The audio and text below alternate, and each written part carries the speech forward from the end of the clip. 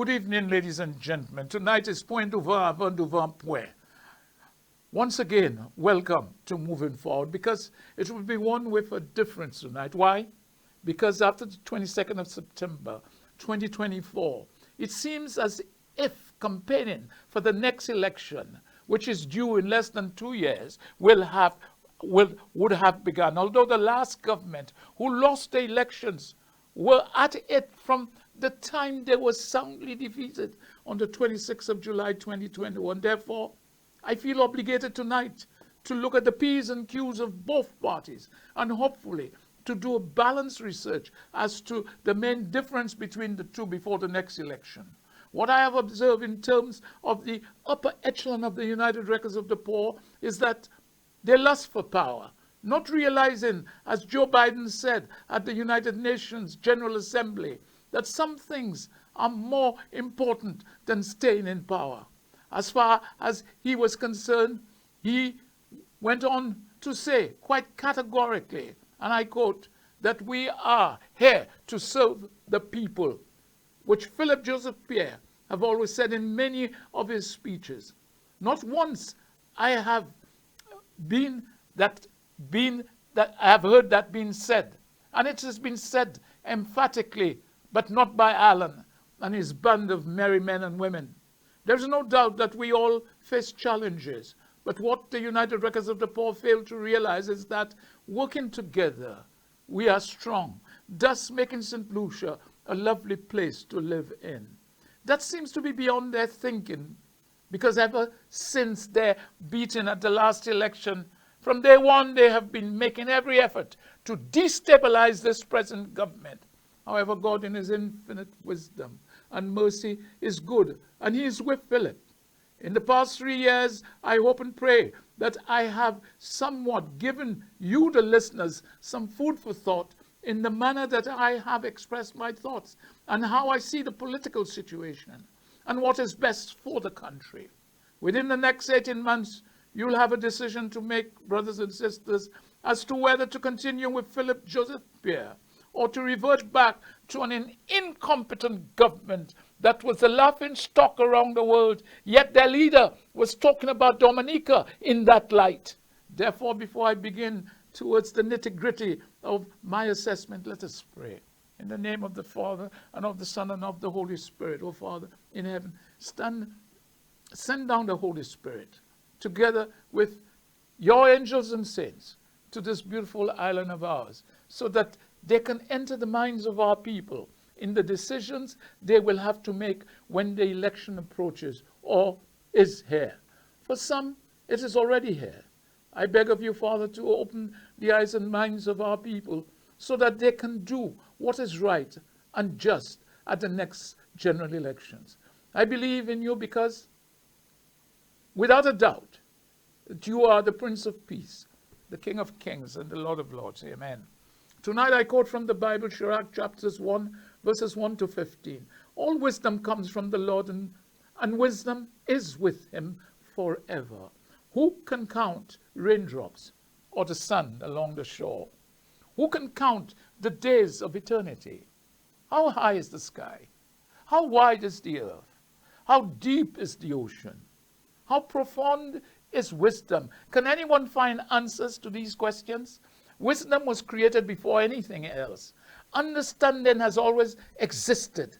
Has anyone ever been shown where wisdom originates? Does anyone understand a subtle cleverness? There is only one who is wise, and we must stand in awe before his throne. The Lord himself created wisdom.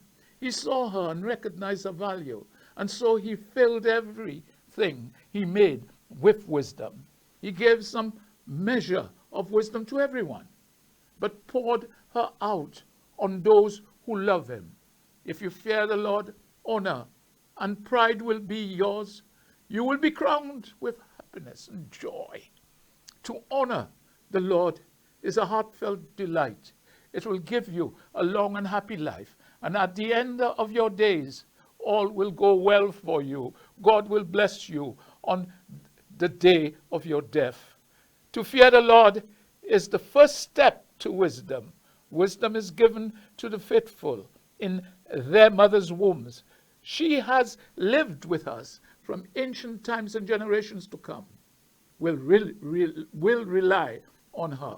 The word of the Lord. Thanks be to God.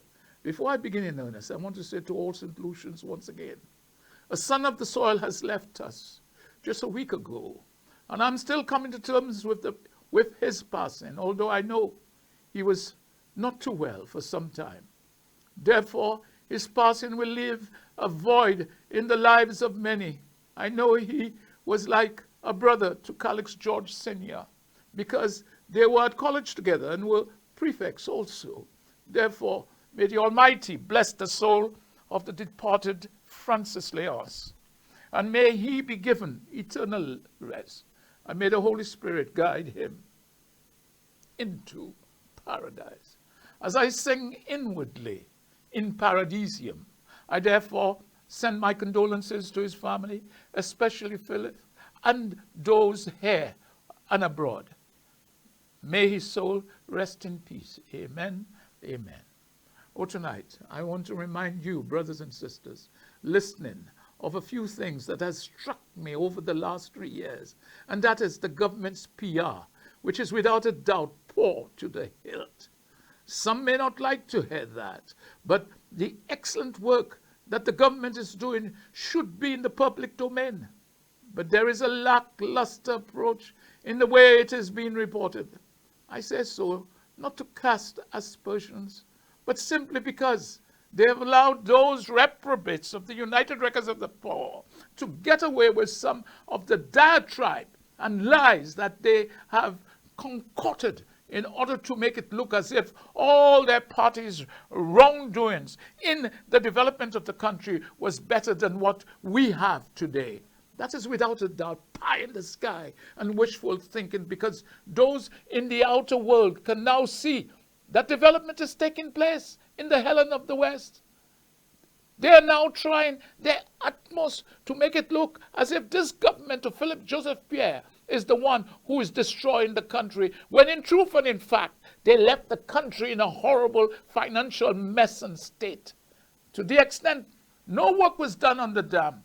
A box costing an arm and a leg was built at St. Jude, a useless improvement work up north that had to be dug up time and time again because of the poor decision making. We had to pay an arm and a leg to range because of a rotten deal. Government is paying astronomical sums in rent because of the haste to destroy by an individual's father. Question, did it improve their rental portfolio? Oh yes. Who are those rents being paid to? I leave you, ladies and gentlemen, to ponder.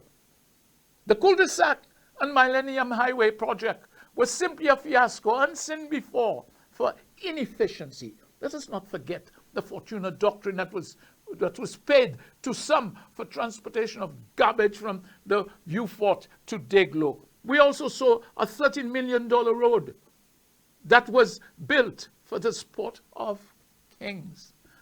Government financial sectors around the world, more so in the Caribbean, is seeing that there is a transformation of such magnitude in the development of the country, and how the country is managed so much better than other countries. And they are eager to take a leaf out of the way St. Lucia is being managed. Ladies and gentlemen, the choice will be yours in 18 months' time. I must say, let us not be fooled by the few who turn out in the boulevard. And let us not forget that many were paid to be there, as has been alleged. The government does not have to resort to those underhand methods. At present, we have allowed our minds to dwell in the area of CIP dealings in terms of this government, because the opposition knows full well that all the wrongdoings were on their side of the fence. Now they want to give the impression that they are concerned. This is sheer poppycock. I'm not saying that this government is perfect or was perfect. However, the facts we have about the last government, poor management capabilities, cannot be denied. first CIP came in during their time in office in 2016. In terms of money, it was stipulated that it would be 200,000 US to begin with in dealing with passports. Well, as we now know, the last government dropped it to 100,000 and below. That is why the range deal must come to the fore, because when the government realized that they had given them too much of a good deal, we saw the duplicity of Alan Shasta's government trying to pull the wool over the eyes of range. And also, the people of the country, well, they took on more than they could chew because of the stance by range, who took legal action, which contributed in a heavy settlement cost to this country. You and I and all of us. What it showed is that the last government of the United Records of the Poor did not think of the country or the people, but only of their family, friends, and foreigners. That was their habit from day one. They failed to internalize and come to the realization that you can't fool some of the people all of the time. You can only fool them some of the time. What many people are missing is that the range deal was also involved with CIP. What the opposition are trying to do by bringing up CIP is something we call in our Creole language, which I pointed out, point d'ouvert avant d'ouvert point. They are basically trying to take the high road before things break out in the open before the next elections. However, unbeknown to them, what is going to be shown is that they were foremost in the alleged corruption that took place in any CIP dealings. However, they want us to believe that they are whiter than thou, and without a doubt, prime or prim and proper, when they were the villains in a big way. That is why tonight I want you not to concentrate on CIP, where they want us to be, because it is their psychological ploy. Let us, brothers and sisters, concentrate on the DSH dealings and any CIP involvement that has not surfaced. This has been done deliberately to take our focus away from T.O.R. King, because there were some misdemeanors and alleged corrupted practices that had taken place in that deal. Much was done wrong, and laws were broken, as alleged, to accommodate T.O.R. King. Did not a minister say openly that he did not know what he was signing, because in the end, there were alleged flaws with the deal. The past government satisfied its own needs and not the needs of the country in the double dealing that took place on all fronts, more so appertaining to the same CIP they want to blame this government for. Much of what they have said is simply untrue, unsubstantiated. Did we not hear from the leader the immortal words, "To hell with Martinez"? Yet there he is talking about going to court based on his dealings with the fraudster. What this clearly shows is that they did not get the dirt they wanted to throw at this government, because Martinez himself is a con merchant and fraudster who was hoping that Alan would have brought all that he wanted to Washington, more so a minister to accompany him, but also found that he had nothing. What a web we weave, or they weave. People of St. Lucia, have we forgotten that just before the last election, the Prime Minister said quite emphatically that he went to Barbados, and on his return gave the impression that he allegedly solved the impacts problem. This, in my view, was the biggest con trick ever before the last election. What was so upsetting is that when he was later challenged, he made it abundantly clear that he never said that. Yet this was recorded to show, without a doubt, this individual is a liar in every sense of the word. And the rest of his bobber boys and girls have also become liars of ill repute. They've all gone to the same university of lies. I'll take a break and I'll be back.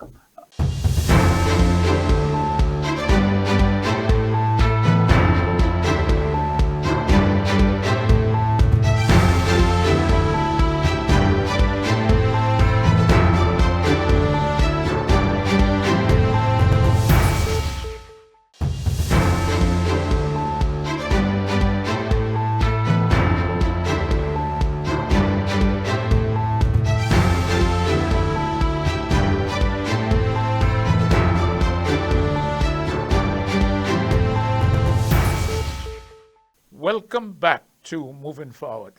And I want to say to you, ladies and gentlemen, have we forgotten?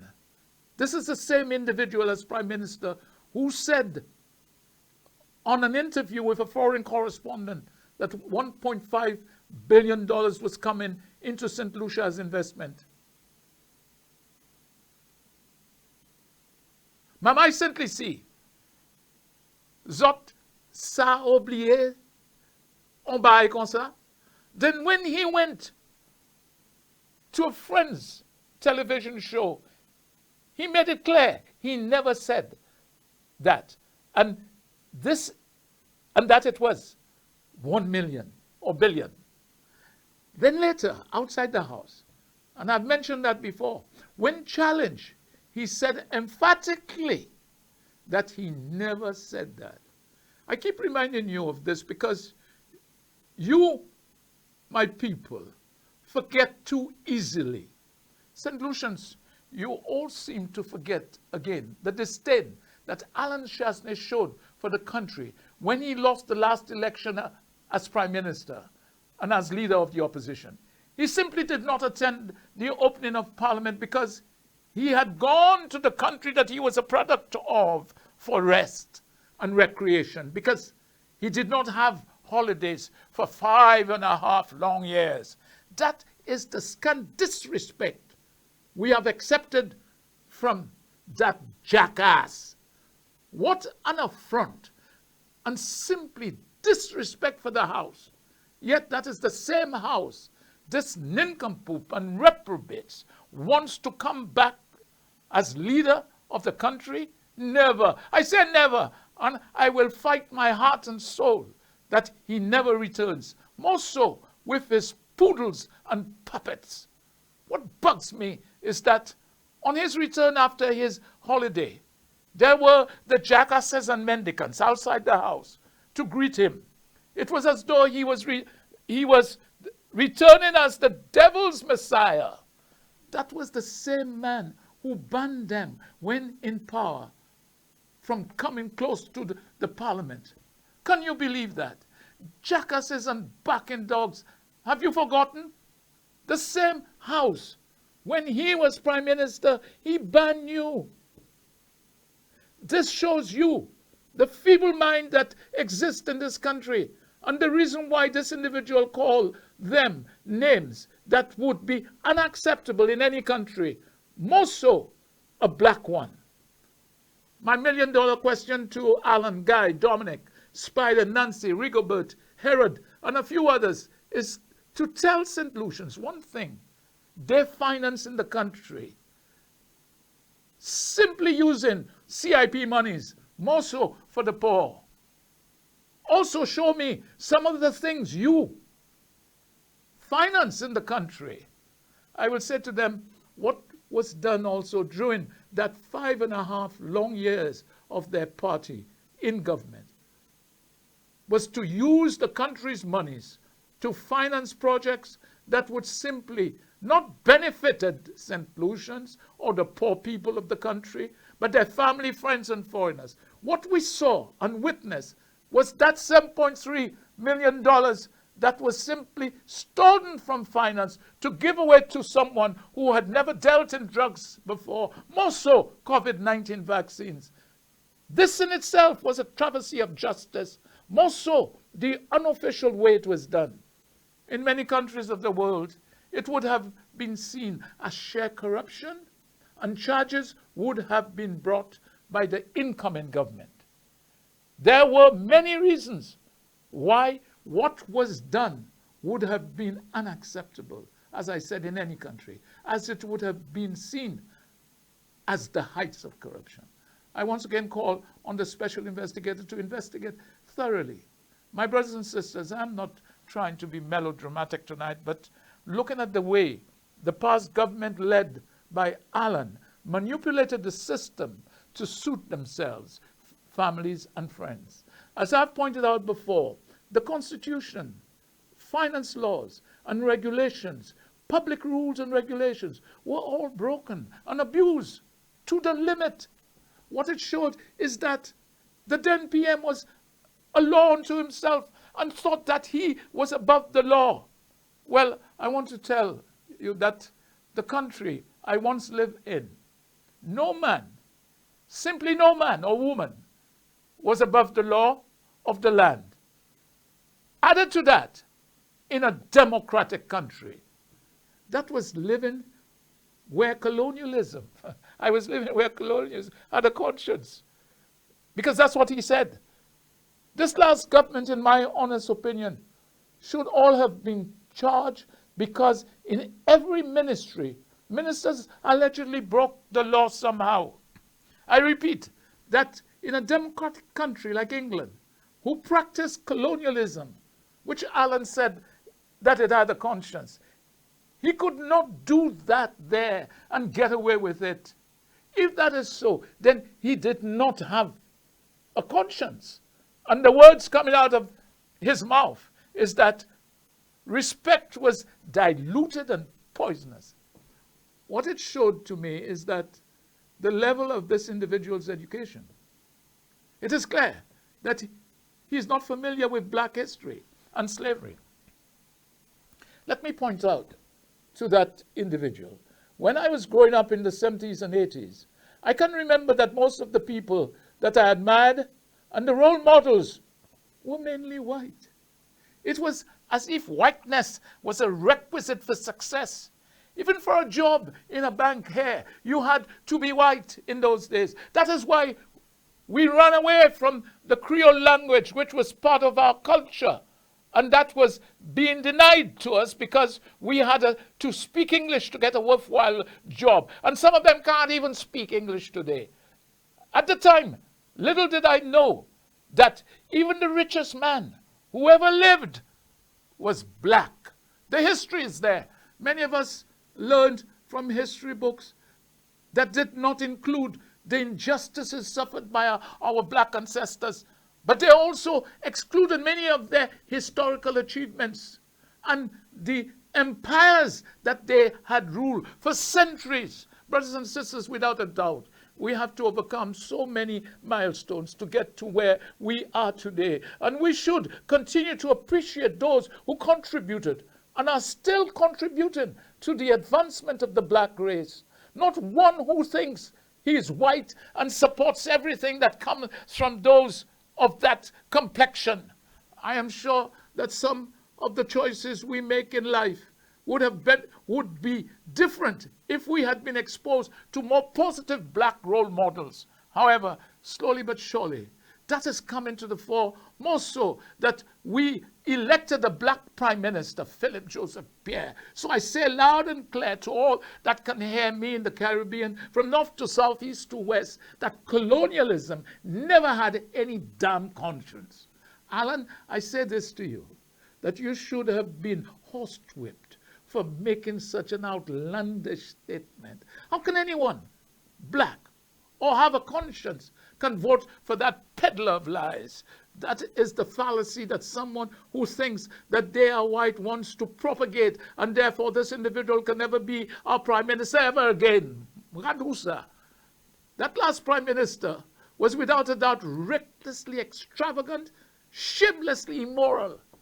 The one word to describe this individual, in my view, is that he was without a doubt best described as a profligate.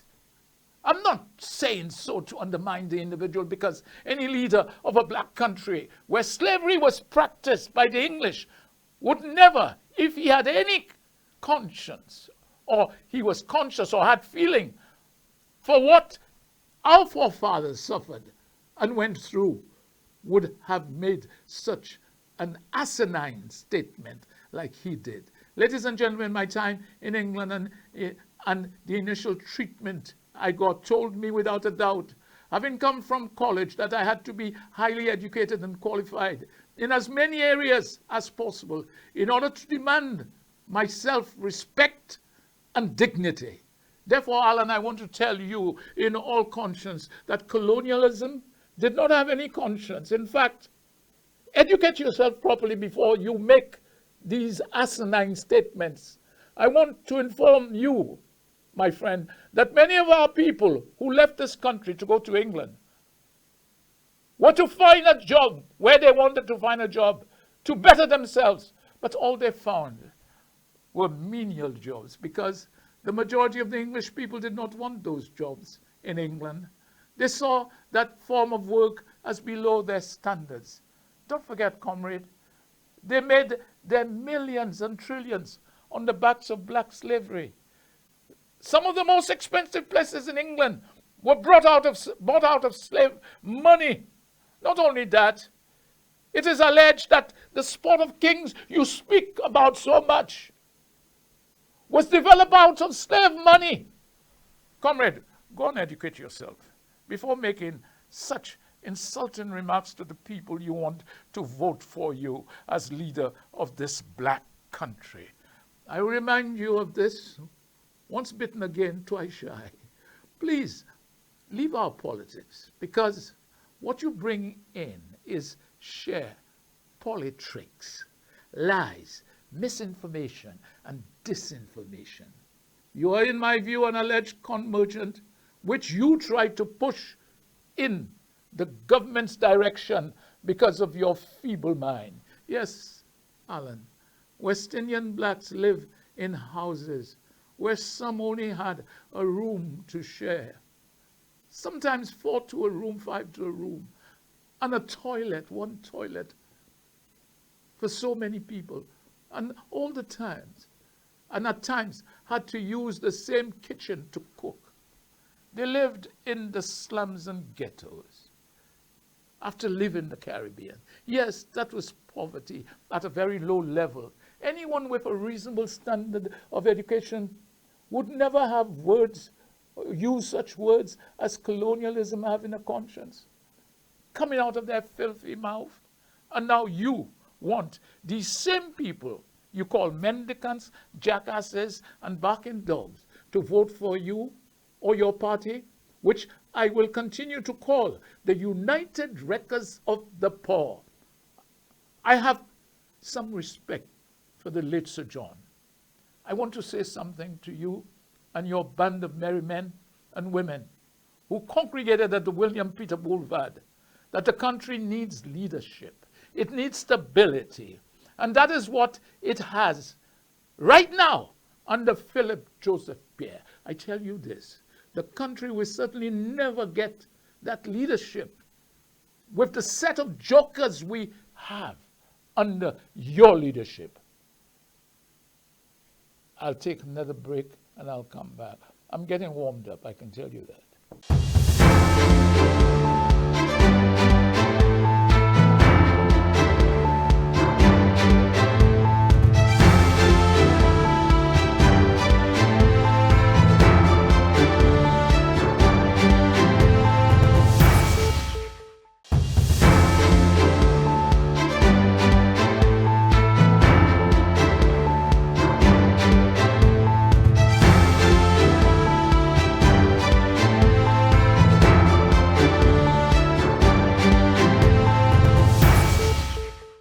Welcome back to Moving Forward. I want to say to Alan, have you forgotten that you were once Prime Minister of this country and you nearly destroyed it because you were nothing more and nothing less than what I would term an income poop? During your stint in office, you did not realize for us to exist and manage the economy successfully, both Labour and the then UWP government had to work together in order for us to be productive. But that never crossed your mind, because if someone did not vote for your party, remember, it was your party then. They should not survive. And if so, to do its best, they can't do their best without government's help. A lot of the people needed assistance. I say to all St. Lucians that, in my view, there is a stain of vanity within all the higher echelon of the United Wreckers of the Poor. Vanity is within them, all because when they were in power, it went to their heads, and they thought that they were infallible.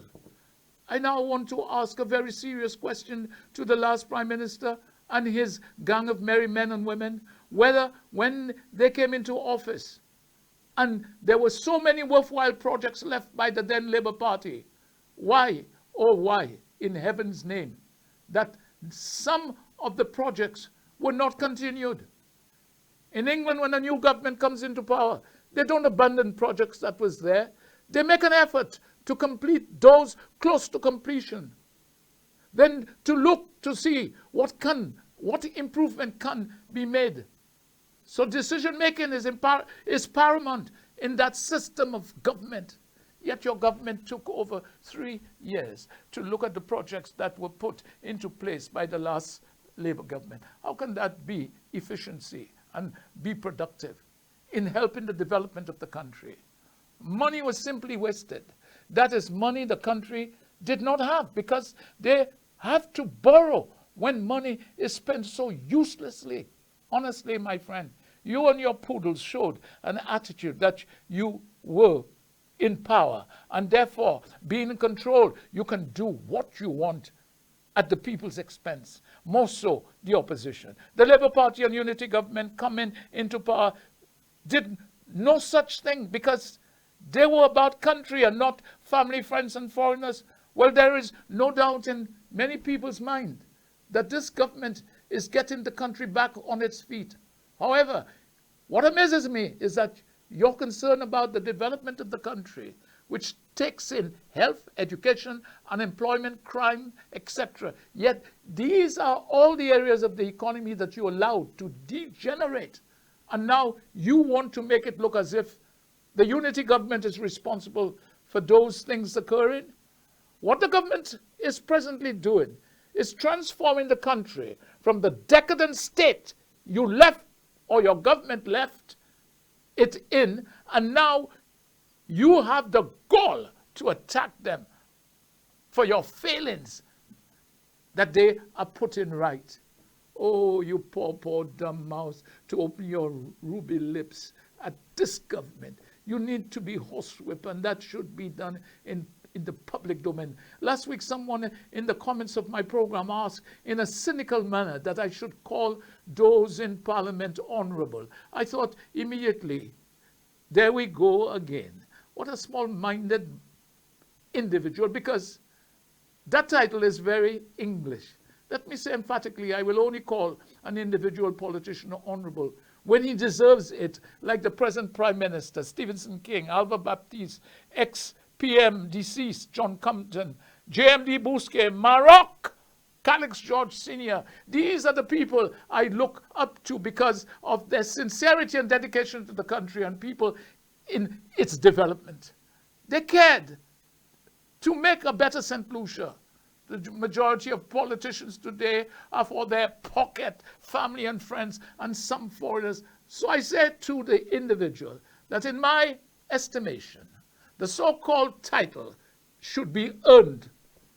The same writer in the comments section also made the remark that I should show him what Labour has done.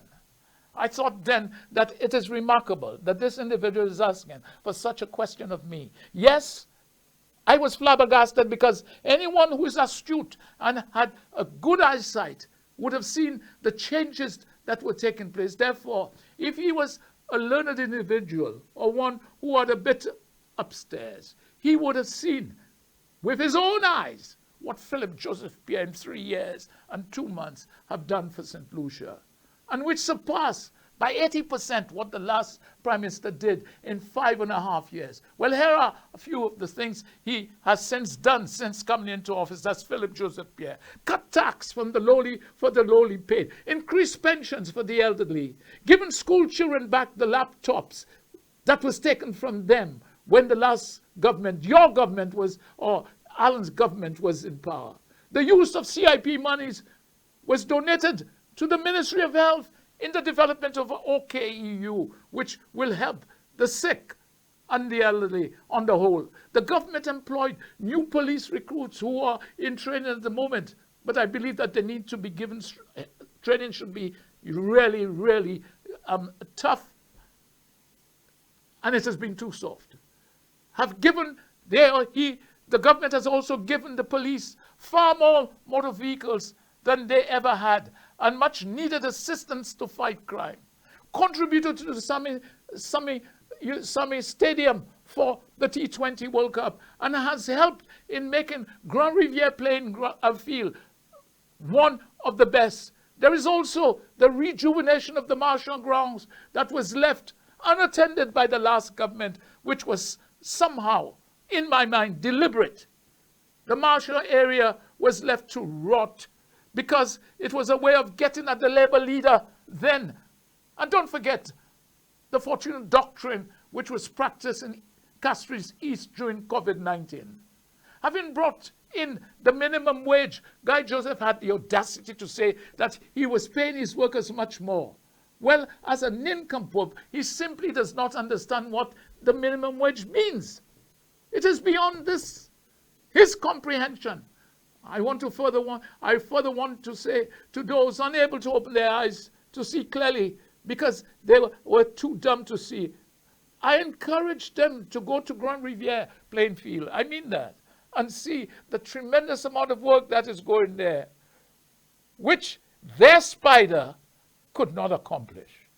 What I want to further point out to that individual is that when in power, Allen wanted to stretch his stay in office on the pretext of COVID-19. That shows you his dishonesty when other countries were able to have their elections. Without a doubt, it is how it showed the greed and nastiness of the United Records before. When I think of it, the Records is too kind a word for them, as I should call them destroyers for gain, because they wanted to fill their pockets as much as they could. Well, it seems that being out of office, it is becoming empty, because they are paying out so much of what they gathered to keep some people on their side of the political fence. However, that in the layman's term costs money. They are literally being drained, as has been alleged. Many were paid to be at the boulevard on the 22nd of October 2024. What amazes me is that when Allen was in power, he was in a hurry to break down the old prison without consent from the National Trust. And who was heading the dismantling, as alleged? His father. The question is why?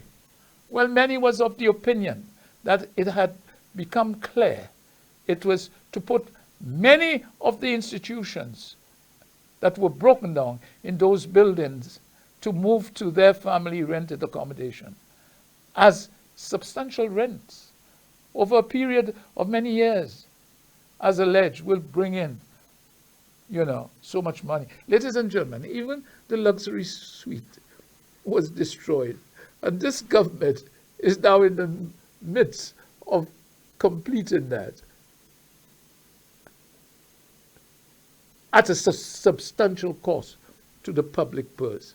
What amazes me is that when UWP was in power, no pressure was put on them as to what they had accomplished. And that was basically nada. Yet there are those who have deliberately shut their eyes because too much is happening. Yet they still have the gall to be still seeking the Labour Party to show them what they have done in 3 years. What it clearly shows is that the dishonesty and the perversion that prevails in that party and followers. What I also want to point out to those who fail to realize that the work on the new halls of justice have begun, which should have been in place during the last government's tenure. However, they preferred to rent buildings from family friends instead. Well, I have pointed out earlier that the renting of accommodation was paramount to their family at the high echelon of that party, as has been alleged. Well, as has been said before, the St. Jude Hospital will have been finished before the next general election. And further to that, in 2028, the stadium, now being used as a hospital, will also be finished. and will be reverted to its original status. There are those who did not understand those simple words or sentences because they were too dumb, mischievous, and lack integrity like their leader, that they all wanted to hear. All they wanted to hear is 28% Jude, because it suits their propaganda and misinformation and that mindset of people. It shows you how shallow that these guys' brains are when, having been a minister for some time, until they were kicked out, did not even realize that some security guards were earning less than $5 an hour and putting their lives at risk. Some in the supermarkets are getting paid less than one would think. Not only that, NIC pensions have risen. We now see the Insolvency Act, and with the icing of the cake, the OKU has now been helped tremendously. Work at St. Jude is going on at a tremendous pace.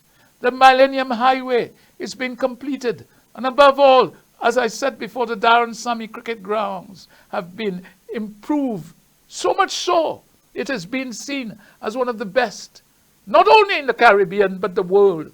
Oh yes, going back to Guy Joseph, we must never forget what he said in the House, and I quote, "So they are crying." Well, they have a lot of crying to do.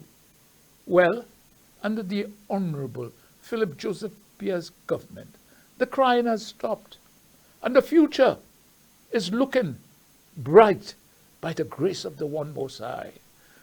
Ah, well, it seems as if they are now doing the crying. Are you crying? Because their mouths never seem to be at rest.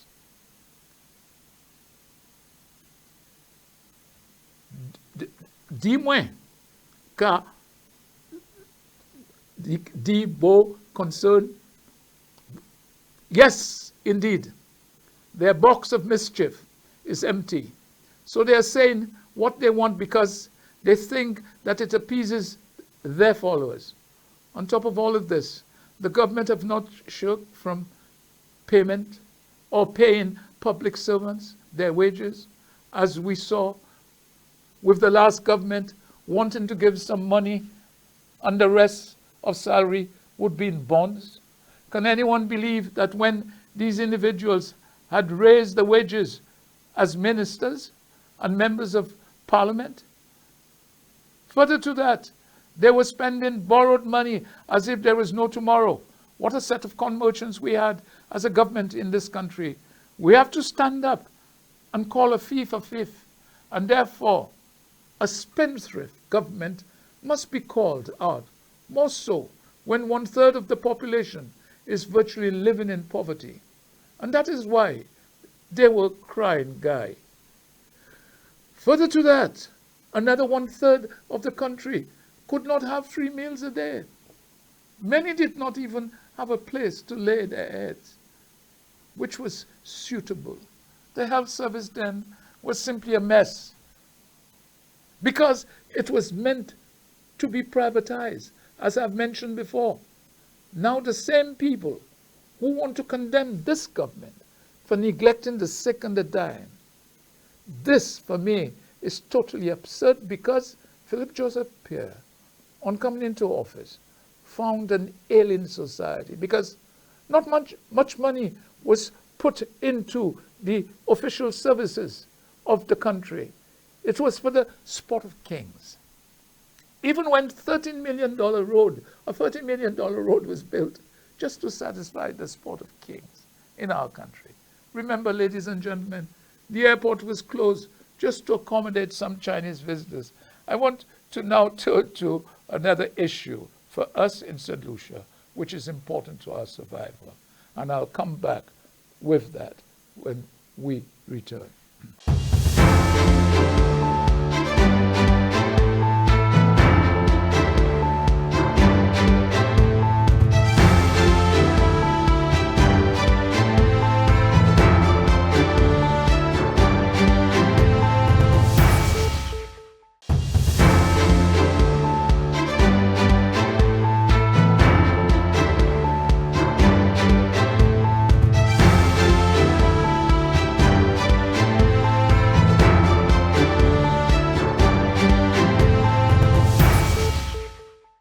Welcome back to Moving Forward. And as I was talking about the survival for this country, I begin by saying that I want to see that St. Lucians, Vincentians, and people from St. Kitts and Nevis continue our strong links with Taiwan. Personally, this is blatantly obvious because we will be on the right course if we are to prosper and share in the world's new technology, as Taiwan, without a doubt, is a world leader. Brothers and sisters, we must not sit back and accept what is thrown down our throats. We must begin to make every effort to make the United Nations sit up and decide to turn a wrong into a right, and that is to bring Taiwan into the United Nations, where they belong. The United Nations cannot continue to allow China to dictate what they want when the majority of the world thinks that they are without a doubt on the wrong path. China's economy is in a serious condition. And even today, I've read it, China is finished. And therefore, they too need help. All that was once good with China is now dwindling because the natural phenomenon of climate change and global warming is now ravaging that country with weather unseen before. We are also seeing this in other countries of the world, but not as bad as we have seen in China. The capital, Beijing, which the authorities have tried to protect from the severity of the weather, is now that is a forlorn hope. We are seeing serious poverty in Shanghai, where streets that were once full is now empty. People are now sleeping on the sidewalks at night. Desperation is setting in. And the youth of China, not too long ago, is now beginning to rebel. Therefore, brothers and sisters, our place is with Taiwan. And therefore, we must take the opportunity given to us to speak out loud in the support we give to these wonderful people that Taiwan is. It is not only the future of Taiwan I'm worried about, but the future of this country we call St. Lucia, because having a diplomatic friend like Taiwan, the future can be bright if we stand together with them in their drive for democracy. They have already had that for decades. Ladies and gentlemen, I now say without a doubt that my favorite and enjoyable subject is the study of Taiwan. And hopefully a book written by me will come to the fore in a few months' time so we can learn a little bit more on Taiwan. I believe in all sincerity that Taiwan should be our big brother. I say this in all sincerity. And the Prime Minister and his cabinet should now be telling the world that is how we see them. I want to outline when China was in a sorry state, that it was America under Obama and Taiwan who helped China out of a rat hole because Xi Jinping gave the world then the impression that he would do everything in his power to make China democratic. He led the world astray with a catastrophic lie because he wanted to consolidate his power within the Chinese Communist Party. Well, I wish that I had been asked, because my study of him was that he was always a diehard communist and always wanted to outdo Mao Zedong as the greatest leader of China and the CCP. Well, it will not be now because of the debt that China now faces, which runs into trillions. Well, the world leaders cannot play games with that country anymore, but they must now make a stand that will open the eyes of the other countries that appeasing China is a forlorn hope. The time for appeasement is over, as China is now on its way down. And it is not through war or otherwise. It is due to Mother Nature, and with countries pouring out of China in droves. Their bribery, more so the Belt and Road Initiative that was customary in terms of money lending, which had a double-edged feel about it, is now over for China. Well, my brothers and sisters, Taiwan is now pushing on towards new goals in the field of new technology and will, without a doubt, in years to come, become the number one in the world. Therefore, tonight I want you to listen. I would have wanted you to listen intently to what Taiwan now offers, but I can tell you it is what we need, ladies and gentlemen. New technology. Today, that's what they're all about. And that's what we need for the future of our country. We cannot continue to ask for a fish, but we must learn to fish. Their help is needed. Therefore, what is the best way to show Taiwan that we care? Our government must take the present opportunity at the United Nations General Assembly that we stand shoulder to shoulder with Taiwan in its freedom and democracy. This must be made loud and clear by our government, whether it be the Prime Minister or the External Affairs Minister who's now in Washington. This must be emphatic and without a doubt loud and clear, once and for all, that Taiwan is an independent democratic country, and therefore the United Nations has to give serious thought to its UN resolution 2758 policy, which was adopted by the Assembly. And I say to every government of the world to read it once again. We have to raise our voice high and to bring in other countries in the Caribbean who are diplomatic friends of Taiwan together. The Free West Indian Islands coming together as one can be strong because we will be speaking with one voice. I've always been told that unity is strength.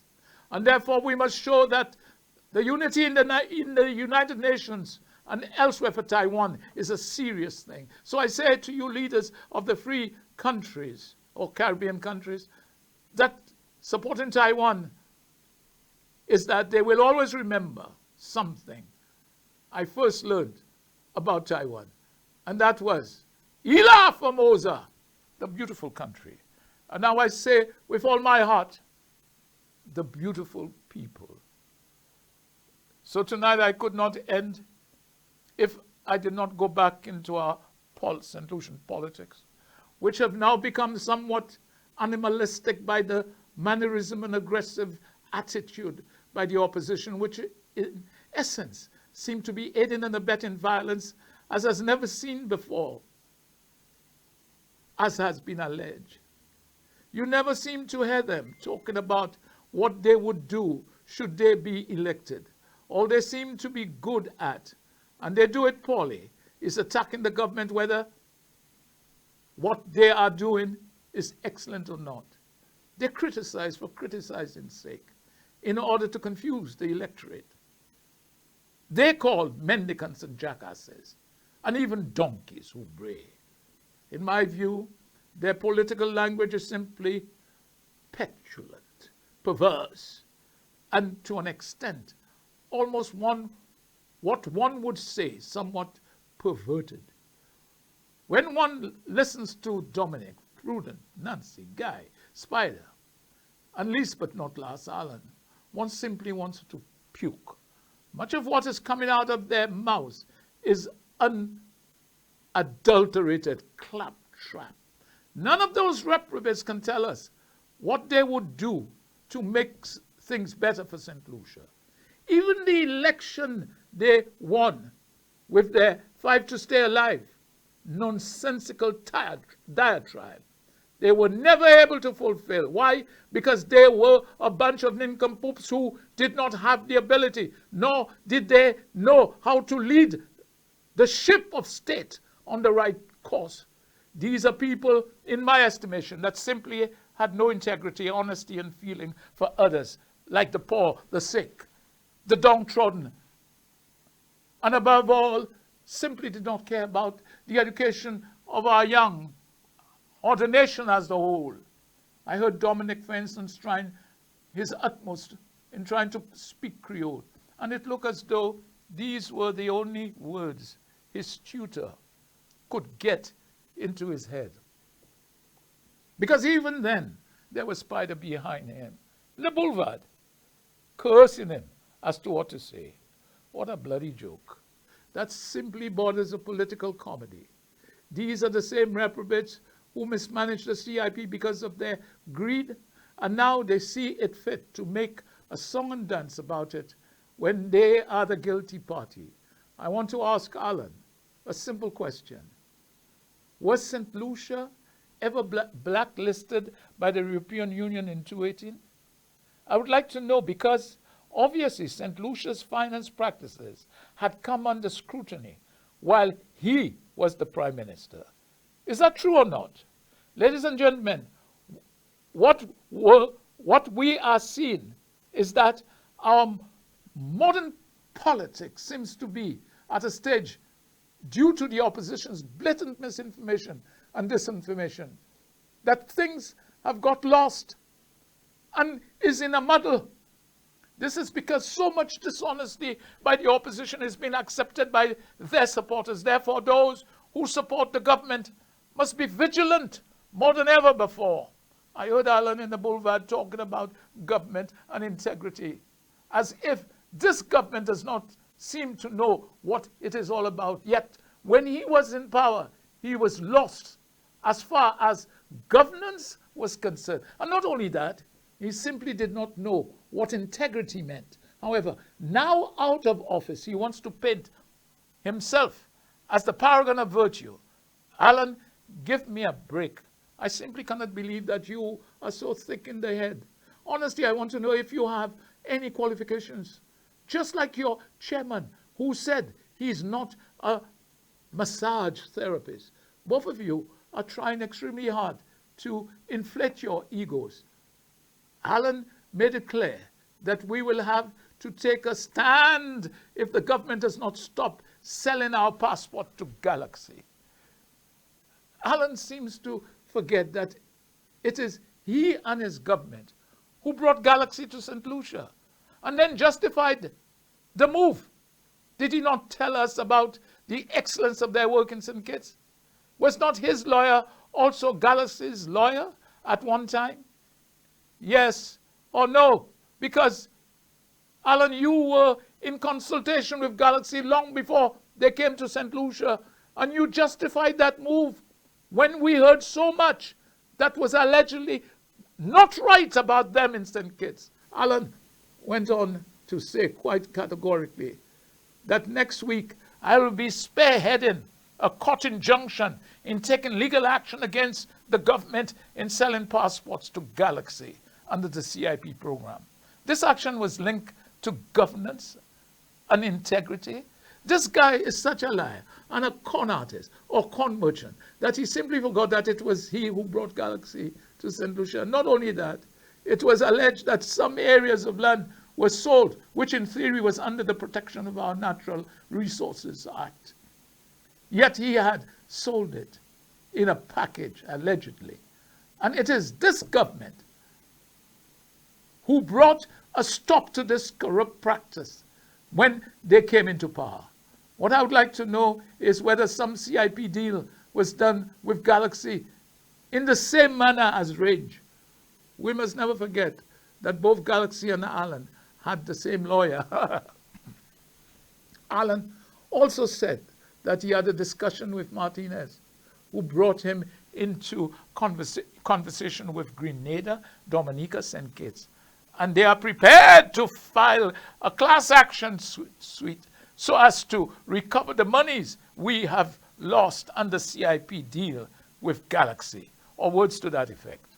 He even went on to say, if our government cannot recover our money back from Galaxy, we will go to the courts to do so. What a prime ass and a simple rat bag of an individual with no real common sense. He also had a go at Skerrit, the Prime Minister of Dominica, who appeared on Richard's show, Can I Help You? He said that he found it disgusting when the same minister has lost visas to England and Ireland. He's talking about Skerrit. Further to that, He said that Skerrit and Dominica has become a laughing stock in the world. Yes, I laughed out loud at that because he failed to realize that he was also a laughing stock around the world as Prime Minister. He forgot because he's empty-headed and to me a nut. He was not even aware of that. But he seemed to forget that you and your government, he seemed to forget that he and his government were also the laughing stock around the world. That is why he had difficulty getting investors to come and invest here in St. Lucia. Tell me in truth and in fact, how many investors that Alan attracted to St. Lucia? He simply did not realize that we were being laughed at to the outsider's heart content. Sit back and consider why people did not invest in St. Lucia when you were in power. As mentioned before, you had to do the investment for them, and they made millions out of St. Lucians. Therefore, should we go to court so that we can get our money back from them and you? Aligning Skerrit with Richard Frederick is to make the point he emphasized, that birds of a feather flock together. And he went on further to say that a picture paints 1,000 words. When I heard this, I was simply flabbergasted as to whom he was speaking about. When one considers the jackasses he's surrounded by, and more so his integrity and skill as a leader is simply farcical. Ladies and gentlemen, if I wanted to know whether this guy Alan had a few screws loose, then those proverbs answered my question in the affirmative, and that he has quite a few loose, because I don't even think he remembers that it is he who brought Galaxy to St. Lucia with fanfare and trumpet blowing in our blazing sun. What a hypocrite, and one who simply lacked any integrity, a man of no class, so to speak, and an avid liar who is still convinced that 43% of the populations are mendicant jackasses, donkeys. If not, he would not continue in his position. But quit and return to the country he's a product of. Well, once again, he must never be the Prime Minister of this land of ours, nor should the majority of those who will run for the United Records of the Poor. I hope that Sir John's family cringes every time that hypocrite and liar mentions his name. This is the same individual who tried to brush John Compton's daughter aside as far as being chair of the National Trust. He was also the Prime Minister who took away the national subvention from the National Trust. This guy, in my estimation, is the pits. And without a doubt, a scumbag at the highest level. Well, once again, I close to ask Alan simply for our $7.3 million that was allegedly thrown to the wind. Should we take that to the courts? That is for another story. As I close, I want to remind you all what I said last week, that it is important we work together and pray together in order to relieve ourselves from people like Alan and his band of men and women. Once again, I want you to never forget that you were born black and should always be proud of that. So, listeners, men and women, go in peace. Until we meet again, I say to you, God bless you all, and good night and good night.